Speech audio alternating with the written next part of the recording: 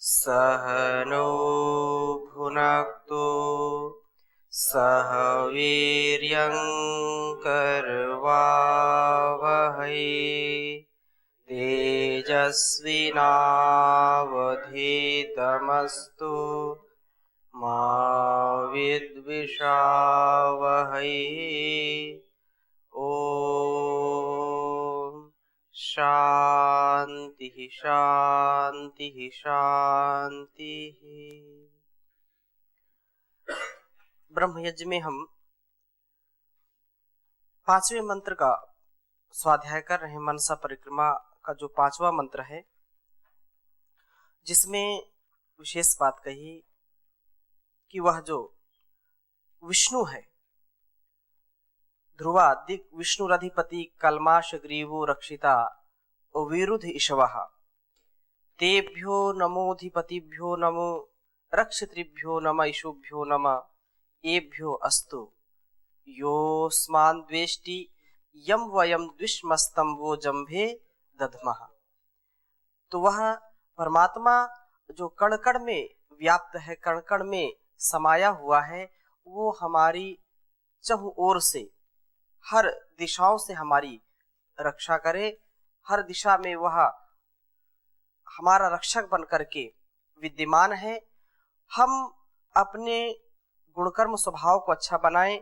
हमारे अंदर जो त्रुटियां हैं, जो न्यूनताएं हैं, जो गलतियां हैं, जो भूलें होती हैं, उनको वो क्षमा करे।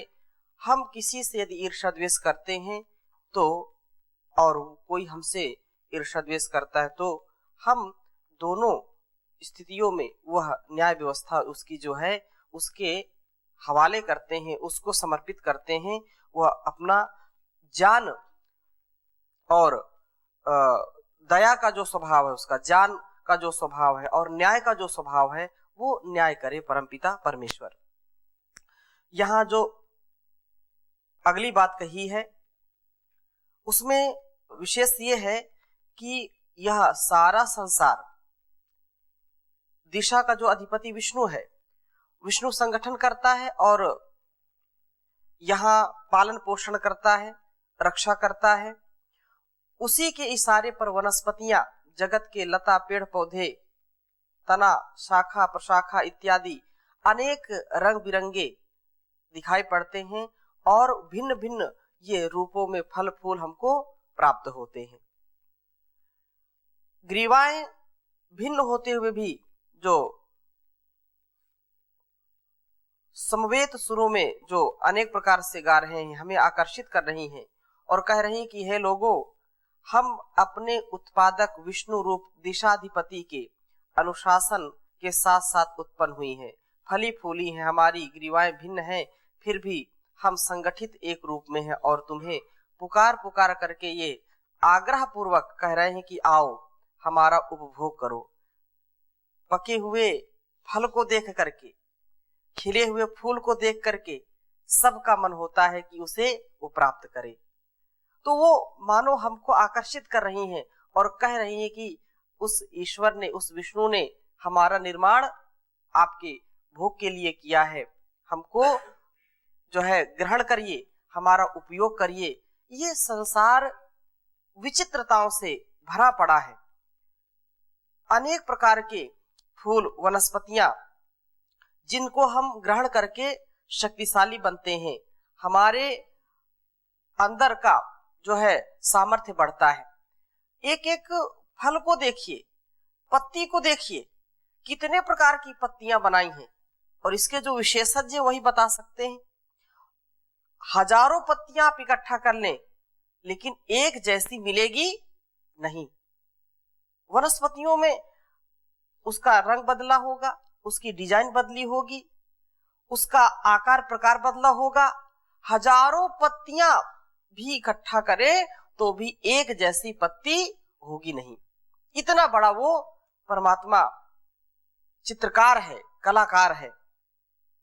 तो ये जो सारी वनस्पतियां और सारे जो वैभव हैं, ये हमारी रक्षा करते हैं, हमारे लिए उपकार करते हैं। कितना उत्कृष्ट परोपकारीय आदर्श ये प्रस्तुत कर रही हैं। इसी आदर्श से यह हमारी ईशवा बनी हुई है और रक्षक भी हैं, क्योंकि यह हमें प्रेरित कर रही हैं, हमारा पथ प्रदर्शन कर रही हैं कि जिस ध्येय पथ को लेकर हम सामाजिक क्षेत्र में उतरे हैं उसमें निरंतर कार्यरत रहें, परोपकारी कार्य में जुटे रहें, अन्याय, अभाव, अज्ञान, अंधविश्वास और अधर्म से सदा ऊपर उठ करके जो हमारे लिए कल्याणकारी है उस मार्ग में हम सतत आगे बढ़ते रहें। अपनी ही उन्नति में संतुष्ट ना रहें, बल्कि दूसरों को भी, इस जगत की भी उन्नति हम करें। जो वनस्पतियां हैं, जो पेड़ पौधे हैं, जो जीव जंतु हैं और जो भी समष्टिगत हमारे आसपास प्राणी रहते हैं उनका भी और इस वातावरण का भी हमेशा हम ध्यान रखें, उसके उत्कर्ष के लिए कार्य करें, उसके अपकर्ष के लिए नहीं, उनकी अवनति के लिए नहीं, उनकी उन्नति के लिए। अपनी भी उन्नति करनी है और साथ साथ इस जगत की भी उन्नति करनी है। ये संदेश हमको इन वनस्पतियों से मिलता है। वो फूलती हैं, फलती हैं, लेकिन किसके लिए? हमारे लिए। तो हमारा भी उत्तरदायित्व है कि उनका ग्रहण हम करें। हमारे प्राणों की रक्षा होती है, हमारे जीवन की रक्षा होती है, तो हमारा क्या कर्तव्य है? हम वनस्पतियों का और संसार के सभी प्राणियों का हित करें, उसको खा करके अहित ना करें। यह परमात्मा की ओर से हमको प्रेरणा मिलती है कि ये सब कुछ तेरे लिए बनाया है और तुझको यह पुष्टि सामर्थ्यवान बनाएंगी और उस सामर्थ्य का दुरुपयोग नहीं करना। जो व्यक्ति दुरुपयोग करता है अन्न को खा करके, यदि उसका मन ठीक नहीं होता है तो अन्न खाना ना खाना बराबर है। अन्न को खाने से जो पौरुष की प्राप्ति होती है, जो उत्साह की प्राप्ति होती है, जो बल की प्राप्ति होती है, वो दूसरों की रक्षा के लिए हो। अपनी रक्षा तो करनी ही करनी है, इस संसार की भी रक्षा करनी है। संसार हमारा है। जैसे अपने घर में हम देखते हैं कहीं कोई अव्यवस्था तो नहीं है, कोई टूटी फूटी चीजें तो नहीं है, उनको व्यवस्थित करते हैं। क्यों? क्योंकि लगता है ये मेरा घर है, मैंने इसको बनाया है। कहीं पर दीवार में कोई खराश भी करता है तो क्रोधित हो जाते हैं कि दीवार को खराब मत करो। या कोई घर में हमने गमला लगाया है, उसको कोई तोड़ देता है तो जो है डांटते हैं। कहने का आशय ये है कि ये संसार रूपी जो घोषणा परमात्मा ने दिया है, जो ये घर दिया है, ये हमारा है, अपना है। ऐसी भावना से जो जीवन को जीते हैं वास्तव में वही सच्चे साधक हैं, सच्चे अध्यात्म जीवन को जीने वाले होते हैं। और जो तोड़फोड़ करते हैं वो पिशाच बुद्धि वाले होते हैं, संकीर्ण सोच वाले होते हैं। ऐसी मति नहीं होनी चाहिए। ऐसी यदि मति है तो जीवन में दुर्गति की प्राप्ति होगी, कभी भी सदगति की प्राप्ति हो नहीं सकती। क्योंकि अयम निजः परो वेत्ति गणना लघु चेतसाम उदार चरिता नाम तु वसुधैव कुटुंबकम। ये सारा संसार, ये सारी वसुधा, ये हमारा परिवार है। ऐसा कौन सोचते हैं? जो उदार चरित्र वाले होते हैं। संसार में जो कुछ भी है, जो प्राणी है, वो उनमें भी जो प्राण है, जो आत्मा है, उस परमात्मा के द्वारा वो व्यवस्थित हैं, तो मैं उनको अव्यवस्थित करने का अधिकारी नहीं हूं। यदि मैं किसी के प्राण दे नहीं सकता तो किसी के प्राण लेने का भी अधिकार मुझको नहीं है। ऐसी उदात्त भावना होनी चाहिए, तभी राष्ट्र का उत्थान होता है, संसार का उत्थान होता है और अपनी संतुष्टि के साथ साथ अपनी उन्नति के साथ ही सबकी उन्नति होती है। महर्षि देव दयानंद कहते हैं, अपनी ही उन्नति में संतुष्ट ना रहें, बल्कि सबकी उन्नति में अपनी उन्नति समझें। कुछ लोग जो दूसरों की उन्नति देख करके जल जाते हैं या ईर्ष्या द्वेष करते हैं, तो खासकर उनके लिए यहाँ पर ये जो मंत्र हैं उनको सचेत करने के लिए हैं कि हमको कभी भी किसी से ईर्ष्या द्वेष नहीं करनी चाहिए। किसी की उन्नति देख करके, किसी का उत्थान देख करके हमारे अंदर हीनता, दीनता या जो है पारुष्य या असूया या अनेक प्रकार के जो दुर्गुण हैं वो कभी भी नहीं आने चाहिए। संसार इस ध्येय की पूर्ति में जो साधक लगता है उसको सफलता मिलती है। तपस्वी आप्तजन हमारे यथार्थ ईश्वर हैं, जो ऋषि मुनि महात्मा विद्वान धीर गंभीर लोगों ने अपने जीवन को ऐसा जी करके हमको एक रास्ता दिया है।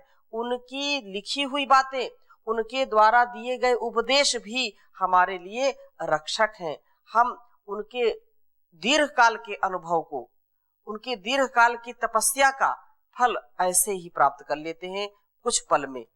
उनके दीर्घ काल के जीवन में जो भी उनको त्याग से, तपस्या से, अष्टांग योग के पालन से, ईश्वर प्रणिधान से, समाधि से जो उनको ज्ञान प्राप्त हुआ, उसको उन्होंने हमारे लिए कहा और उस फल को हम पल भर में प्राप्त कर लेते हैं। लेकिन ये पल भर का ज्ञान हमारे पूरे जीवन भर रहेगा तो हमारा जीवन सफल होगा ही होगा। तो ये सुनिश्चित हम करें कि जो हमारा मार्गदर्शन करने वाले हैं, जो नेतृत्व करने वाले ऋषि मुनियों के उपदेश हैं, उनका कभी भी हम अतिक्रमण ना करें। संगठनात्मक कार्य करने वाले जो नेता संगठन सुदृढ़ बनाए रखने और उसको यथेष्ट अनुशासन रखने हेतु कुछ अत्यंत आवश्यक साधनों की आवश्यकता होती है और यह साधन निश्चित रूप से व्यवस्थित करने का जो प्रयत्न करते हैं वो ही इस मार्ग में आगे बढ़ते हैं। इस प्रकार से मंत्र का सार यह हुआ कि हम अपनी विविध उपलब्धियों के साथ एक सच्चे वानप्रस्थी, गृहस्थी, सन्यास या जो भी आश्रम का हम ब्रह्मचर्य आश्रम का निर्वहन कर रहे हैं, उन दायित्वों का निर्वहन करते हुए, उन कर्तव्यों का निर्वहन करते हुए अपने साथ साथ सबका विकास हो ऐसा प्रयत्न करना चाहिए, क्योंकि वह सब ईश्वर के जो है द्वारा प्रदत्त हमको मिला हुआ है। सब अड़चनों को पार करते हुए, सारी कठिनाइयों को पार करते हुए धैर्य पूर्वक समृद्ध एवं संगठित जो है करने के प्रयासों से सूझबूझ एवं शांति के साथ एक साथ जुट रहे, अर्थात संगठन में रहे। इसी ध्येय की पूर्ति में दिशा का अधिपति विष्णु के आधिपत्य में रहते हुए हम उसे नमन करते हैं, उसकी रक्षण व्यवस्था और ईश्वरों का आभार व्यक्त करते हैं, उसको धन्यवाद करते हैं। जो हमसे द्वेष करे या हम जिससे द्वेष करें, उन्हें वह अपने आप को उस दिशाधिपति विष्णु भगवान की न्याय व्यवस्था में समर्पित करते हैं। ये मैं पुनः यहाँ संकेत करना चाहूंगा कि ये भावना तो होनी ही चाहिए कि मैं किसी से ईर्ष्या द्वेष ना करूं, किसी के प्रति छल कपट ना रखूं और मेरे प्रति भी कोई ना रखे। ये एक व्यवस्था है अध्यात्म जीवन जीने की। लेकिन यहाँ पर राष्ट्र की बात आ जाए, समाज की बात आ जाए या कुछ जो अधार्मिक तत्व हैं, अन्याय करने वाले हैं या अंधकार में रहने वाले हैं, असुर प्रवृत्ति के लोग हैं, कभी उनका जो है उत्थान हम ना करें, कभी उनका प्रोत्साहन ना करें, क्योंकि हमारी उदासीनता ऐसे लोगों को प्रोत्साहन देती है जो और आतताई बनकर के राष्ट्र की और समाज की हानि करते हैं। उनको तो शठे शाठ्यम समाचरित, जैसे को तैसा करना चाहिए। ये क्षात्र धर्म है, ये क्षत्रिय का धर्म है, एक सैनिक का धर्म होता है, इसलिए इससे कभी भी हमको बचना नहीं चाहिए। अगला मंत्र बहुत अच्छा है, अंतिम मंत्र है इसका जो मनसा परिक्रमा मंत्रों में, और यहाँ पर यह कहा ऊर्ध्वादिक बृहस्पति। यहाँ पांचवें में तो कहा था कि ध्रुवादिक विष्णु अधिपति और यहाँ पर बृहस्पति है। तो इसको हम एक बार देखते हैं। मनसा परिक्रमा का अंतिम यह मंत्र है, कहा ऊर्ध्वा, ओम ऊर्ध्वा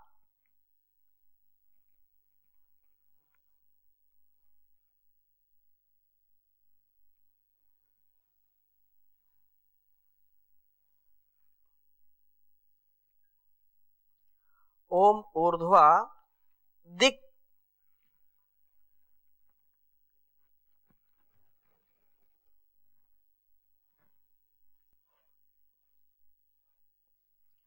ऊर्ध्वा दिक् बृहस्पतिरधिपतिः।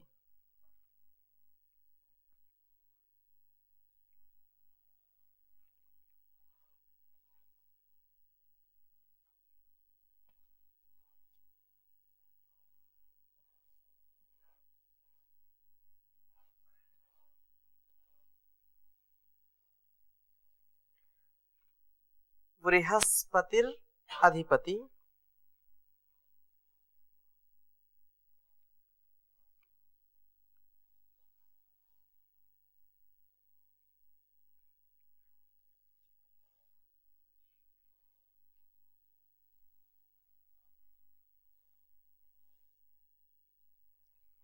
अधिपतिः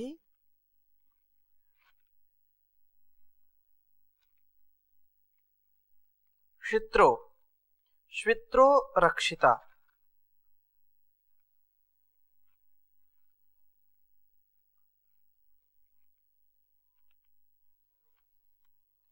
श्वित्रो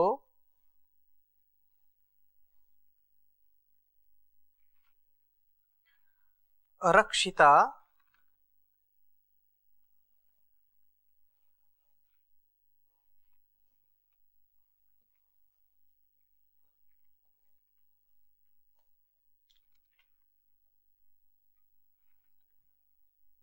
श्वित्रो रक्षिता, यहाँ विरुद्ध था, यहाँ पर करेंगे वर्ष मिषवः।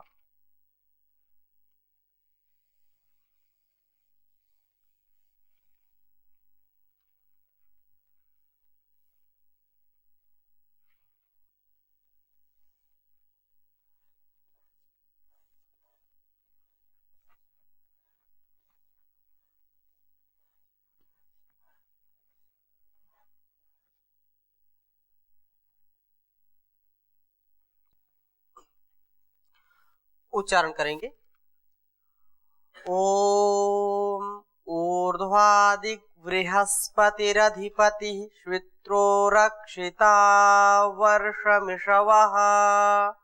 ओम ऊर्ध्वादिक बृहस्पतिरधिपतिः श्वित्रो रक्षिता वर्षमिषवः।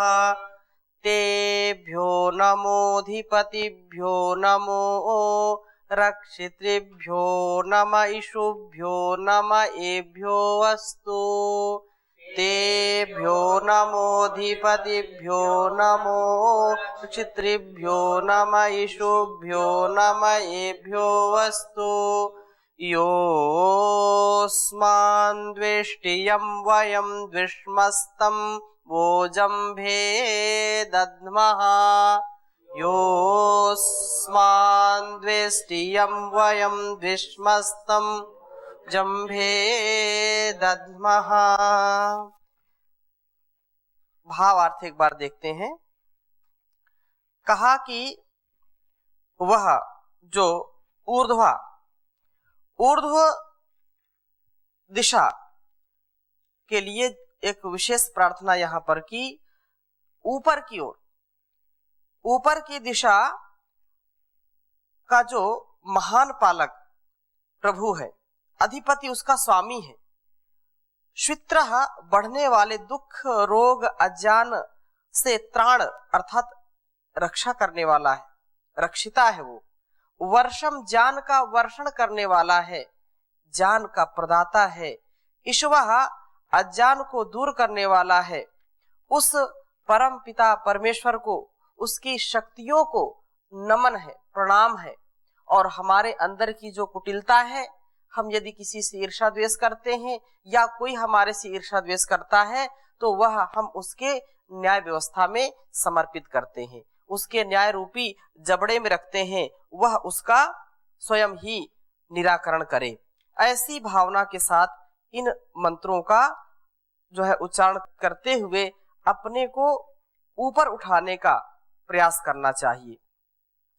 कह रहे हैं कि ऊपर अर्थात बाहर की ओर विराजमान महान पालक प्रभु हमारा स्वामी है।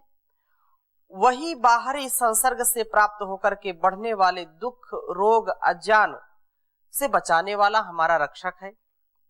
संसार रूपी रचना द्वारा ज्ञान का घर्षण ही अज्ञान का इशु नाश करने वाला है। इसलिए उस महान पालक प्रभु, उस स्वामी को जो है बाह्य संसर्ग से वृद्धि को प्राप्त होने वाले दुख, रोग, अज्ञान से बचाने वाले रक्षक और संसार रूपी इस विविध ज्ञान के द्वारा अज्ञान को दूर करने वाले ईश्वरों को हमारा नमस्कार है। उनकी रक्षा रूपी जो शक्तियां हैं उनको नमस्कार है। ये जो विशेष बात यहाँ पर कही है इसको और हम विस्तार से समझने का प्रयास करते हैं, क्योंकि एक एक विचार हमारे लिए हमारे जीवन का आधार बन सके, हम अपने आप को और इस संसार को उद्धार की दृष्टि में ले जा सकें। जो व्यक्ति साधना की राह में चलता है दूसरों को भी वो साधक बना देता है, और जो भोगों की राह पर चलता है वो दूसरों को भी भोगी बना देता है। इसलिए हम साधक बने। जो सच्चा साधक है वही समाज का सुधारक है। अपने को साधक बनाएंगे, तपस्वी बनाएंगे तो लोग स्वयं ही अपने आप तपस्वी बन जाएंगे। ये एक तापस जीवन का फल होता है, उसका जो है महत्व होता है, उसका प्रभाव होता है। अतः यहाँ पर जो बात कही है, ऊर्ध्वा दिशा में, ध्रुवा दिशा में किए गए प्रयासों से भी अधिक प्रयास और अधिक ऊंचा उठने के लिए प्रयत्नशील हो, ऐसी इसमें प्रार्थना की गई है। कहा कि ध्रुवादिक में हमने समाज सेवी के रूप में सामाजिक क्षेत्र में पदार्पण किया। अपनी अब तक की अर्जित उपलब्धियों व व्यावहारिक प्रयोगों को किया। यह परीक्षण किया कि सद्व्यवहार, सहचारिता के साथ सदाचरण की कसौटी पर हम कहां तक खरे उतरे। इस परीक्षण के दौरान जहां जहां हमें अपनी त्रुटियां नजर आईं उन्हें दूर करने का प्रयास किया और आपसी मतभेदों को दूर किया। साथ साथ अपने हृदय में यदि किसी के प्रति गांठें हैं तो उनको भी, उन गांठों को खोलने का प्रयास किया। मनभेद नहीं होने दिया। पारस्परिक जो सौहार्द है उसको सदा ऊपर उठाने का प्रयास किया। निश्चय ही इससे समाज में हमारी विशेष छवि बनती है। जब हम निश्चल होकर के, निर्द्वंद होकर के, निर्भर होकर के, निष्काम होकर के विचरण करते हैं, लोक के कल्याण के लिए अपने को लगाते हैं, तो लोक के लोग भी हमारी बात सुनते हैं और सदा हम जो समाज का अंधकार है, जो अविश्वास है, जो अंधविश्वास है, उसको दूर करने में अपनी महती भूमिका निभाते हैं। जिनके जीवन में सच्चरिता है, जिनके जीवन में सदाचरण है, जिनके जीवन में ईश्वर के प्रति भक्ति है, तो उनको ऐसी शक्ति स्वयं ही मिल जाती है कि वो जहां भी बैठते हैं, जहां वो कुछ बोलते भी नहीं है तो भी लोग उनसे प्रकाशित होते हैं। उनकी भावनाओं से, उनके अंदर की जो विचारधारा है उससे लोग प्रभावित होते हैं, इसमें कोई शंका नहीं है। तो इससे जो भ्रामक पारंपरिक रीति रिवाज या अनेक प्रकार की जो कुप्रथाएं होती हैं, कुसंस्कार होते हैं, वो भी व्यक्ति साधक जो होता है, अच्छा साधक, उसको दूर करने में समर्थ होता है। ऊर्ध्वा दिक, ऊपर की दिशा हमारे लिए और उन्नत होने की दिशा है, क्योंकि अग्नि भी ऊपर की ओर ही उठती है और अग्नि ऊपर की ओर उठ करके हमको संदेशा देती है कि हम कभी जीवन में पतित ना हो, हम सदा ऊपर उठते रहें, कभी भी पतन ना हो, कभी भी हम नीचे की ओर ना गिरे, कभी भी नीची सोच नहीं होनी चाहिए, कभी भी नीच हरकत नहीं होनी चाहिए। ऐसी चीजें हमको, छोटी छोटी चीजें हैं, लेकिन ये विचार, ये संस्कार हमको सदा ऊपर उठाते रहते हैं। अतः इस जो दिशा का स्वामी है वो कौन है? बृहस्पति। ऊर्ध्वा दिक बृहस्पति, अधिपति, वो अधिपति है। दिक, इस ऊर्ध्वा ऊपर की दिशा का जो स्वामी कौन है? बृहस्पति है। और वह हमारी शत्रु, वो हमारी रक्षा करने वाला है। हमारा जो है शत्रु अर्थात उस परमात्मा की जो व्यवस्था है उससे हम सदा ऊपर उठने का प्रयास करें, कभी भी जीवन में अवनति को प्राप्त ना हो। इसलिए वह सर्वशक्तिमान है, वेदों के ज्ञान का देने वाला है, वेदोक्त ज्ञान का प्रदाता है, वही गुरुओं का भी गुरु है, आदि गुरु है। पूर्वेशाम अपि गुरुहु काले नानवच्छेदात, योग दर्शन में महर्षि पतंजलि कहते हैं। अर्थात वह प्रभु पूर्ववर्ती गुरुओं का भी गुरु है तथा काल से अविच्छिन्न है, काल की सीमा से परे है, वो काल के गाल में कभी समाता नहीं है। संसार तो काल के गाल में समाता रहता है, लेकिन वो काल से परे है।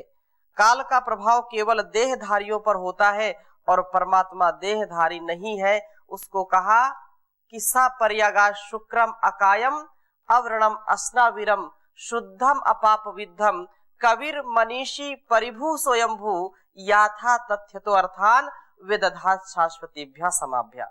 वह एक ही है और अकायम है, अवर्णम है, अस्नाविरम है, अपाप विद्धम शुक्रम है, अनेक उसको गुणों से कहा गया है। तो इस मंत्र की चर्चा और हम अगली कक्षा में करेंगे। अभी यहीं पर विराम देते हैं। ओम शांति शांति शांति।